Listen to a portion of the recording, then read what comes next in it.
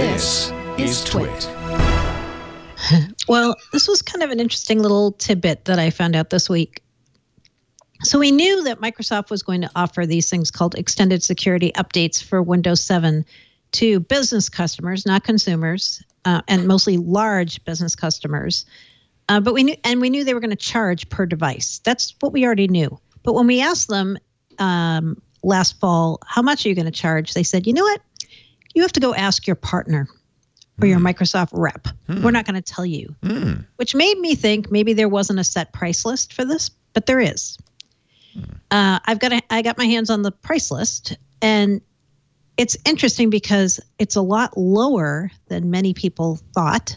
Although if you have many devices that you want these things for, it's going to cost you. So if you're an enterprise customer, in the first year that Windows 7 is no longer supported by Microsoft for free, you're going to be charged $25 per device to get the extended security updates for the year. If you're on Pro, you're going to pay double. You're going to pay $50 a device. And from there, every year for the 3 years that this happens and is allowed, your cost, whether you're enterprise or Pro, is going to double. So year 2 for enterprise customer, $50 per device to keep getting those patches. If you're on Pro, $100 per device. Year 3, if you're enterprise, you're up to $100 per device if you still want to keep getting these updates and not move off of Windows 7. Yeah. Windows 7 Pro users are going to pay $200 per device if they want to keep getting these security updates. If you don't do this, Windows 7 isn't going to stop working after January 14, 2020, but you just won't get any security updates, which is risky. Yep. So I had lots of people asking me, like, why is it so cheap? Like, I thought it was going to be millions of dollars. So I have a theory about the price. Yeah, what's your theory? Yeah, what is your theory? It's low. It seems low because it would be low if this was something anyone could do, right? Exactly. If you as an individual could pay $25 and use Windows 7 for another year, I think a lot of people would probably do that. They would. But this is, I have the feeling, based on the wording, I went back and looked at their original announcement, which is actually pretty vague and pretty short. It's part of a bigger announcement. Yeah. I looked at the little chart and I thought about and you got a quote, right? You had, I think it was you who got a quote from Microsoft, which was also delightfully vague. Yeah. But the basic gist of this is you need to talk to your Microsoft contact. Like whoever it is that you're paying for your Windows license is the person you're going to go through. And I think what most businesses are going to find when they go through that person is, A, they never got this email with the pricing, and B, they're never going to get it because they're not going to be offered it. And I think the reason the pricing is so low is literally because Microsoft is going to choose which companies can get this and which can't. And it's going to be the biggest companies. And the net cost is actually going to be astronomical because of the number of seats that those companies might have. I think medium-sized, smaller businesses are never going to be offered this. No. Because I think there, especially the first year, I think there are some places that might say, this is actually going to make more sense for it. This will be less costly than moving to Windows 10.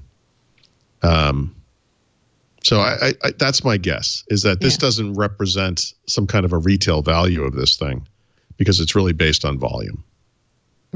My guess was this is like an estimated retail price. Like this is what, if somebody says, how much is it? We'll say this price. But if you're a big, huge customer with like 100,000 seats that aren't going to be ready to move, let's make a deal, right? Well, okay, that's absolute.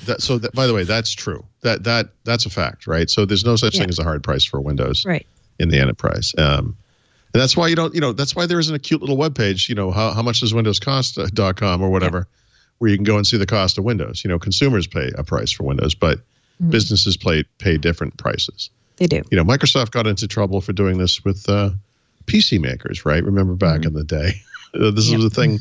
Actually, they probably still do a form of this, right?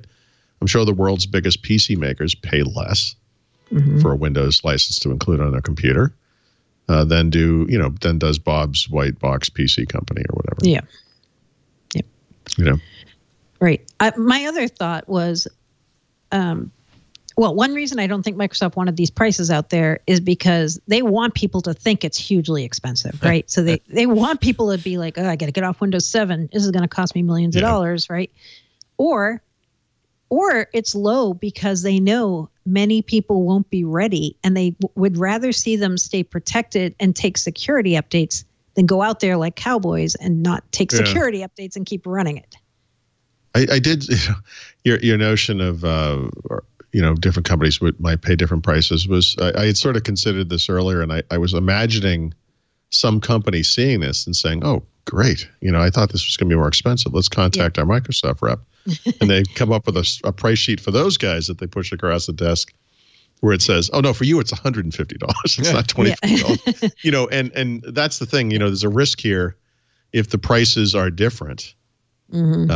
For different businesses, that what we've seen is a price that doesn't reflect, what most companies are going to see in a negative way.